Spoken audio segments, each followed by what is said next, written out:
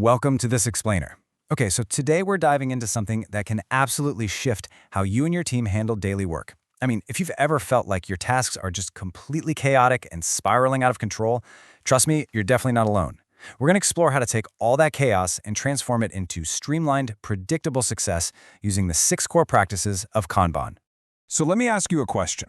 Does your daily work feel like this massive, everything is in progress all at once kind of mess? Do you have, dozens of open browser tabs, endless email chains, and just this nagging feeling that you're super busy all day but somehow finishing literally nothing?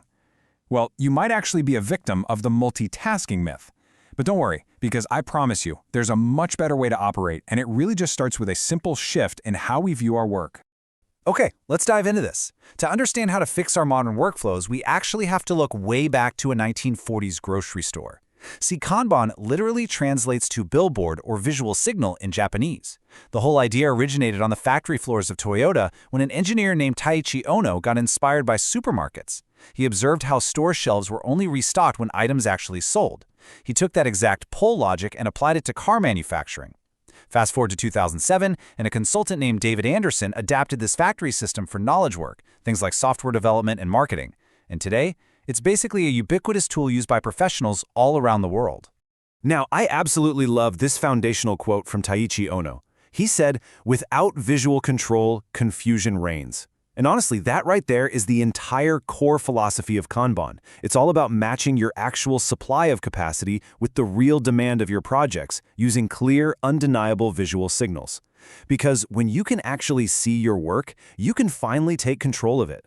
So here's our roadmap for today. We're going to start with moving from chaos to a visual signal. Then, we'll break down visualizing workflow, limiting your WIP, and managing flow. Finally, we'll look at how your team can evolve, and we'll wrap it all up with flow over friction.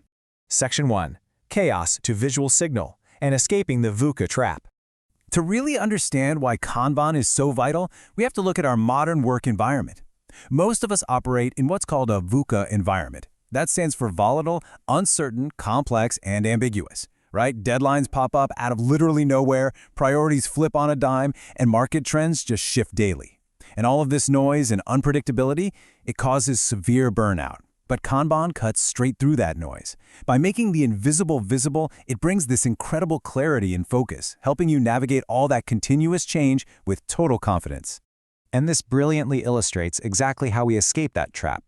Kanban relies on a rule of 6 framework. These are your core habits. Visualize workflow, limit work in progress, manage flow, make policies explicit, implement feedback loops, and improve collaboratively. So let's break these down individually, starting with the first one. Practice 1, visualize workflow, making the invisible visible. Most team chaos actually stems from hidden work. I'm talking about tasks buried deep in spreadsheets or lost in random chat threads. And the reality is, if you can't see the work, you simply cannot manage it. So to fix this, you map out a simple board with columns for your backlog, in progress, review, and done. Doing this reveals exactly where tasks stall out. The golden rule here is super simple. If it isn't on the board, it literally doesn't exist. Moving right along to practice 2, limit your WIP, or work in progress. This is the secret sauce. See, visualization alone, that's really just a glorified task list. Limiting your work in progress is where Kanban actually transforms your efficiency. A WIP limit is basically a strict restriction on exactly how many tasks are allowed to be in a single stage at one time. For example, if your team sets a WIP limit of 4 tasks in the review column, you absolutely cannot move a 5th task into that column until one is moved out. This forces teams to finish active tasks before pulling new ones in, which officially shatters that multitasking myth we talked about. It completely stops those dreaded half-finished pileups. If you're just starting out with this, my advice is to start with a very conservative WIP limit. Try setting a limit of just 3 cards per column. Run your board that way for the first few weeks and just watch what happens. See what sticks, see what breaks. Actually, a little warning, your board might look worse before it gets better, simply because you're finally exposing all those nasty bottlenecks that were previously invisible. So, the crucial point is that Kanban operates on what's called a pull system. The mantra you really need to remember here is stop starting and start finishing. Instead of a manager aggressively pushing new work onto an already overloaded team, team members only pull new work from the left column when their capacity actively opens up. It just keeps the whole workflow incredibly healthy. Next up, practice 3, manage the flow, identifying and clearing bottlenecks.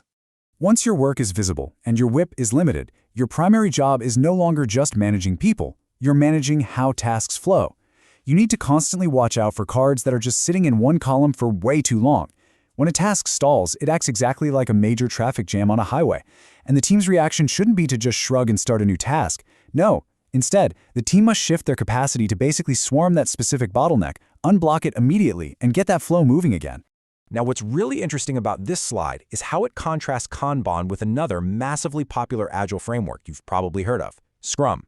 Scrum operates on these fixed, time-boxed sprints. The board completely clears at the end of a cycle, and it actually requires specific new roles, like a Scrum Master.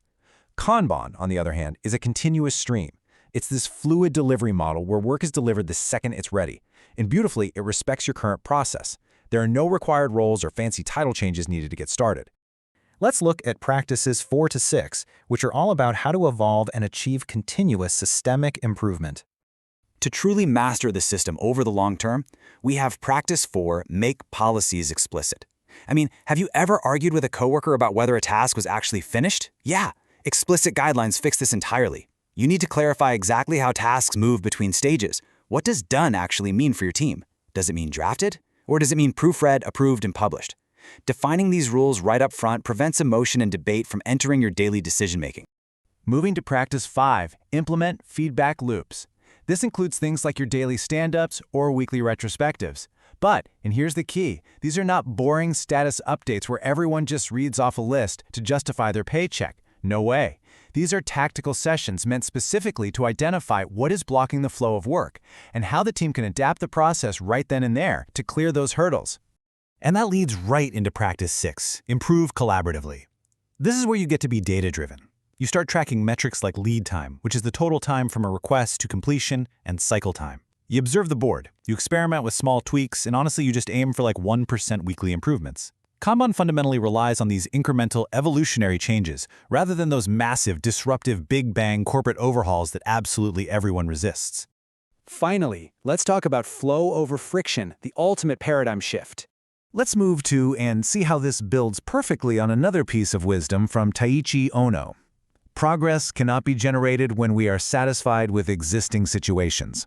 Ultimately, Kanban is all about maintaining a steady, highly predictable rhythm of work, but doing it without burning your team out.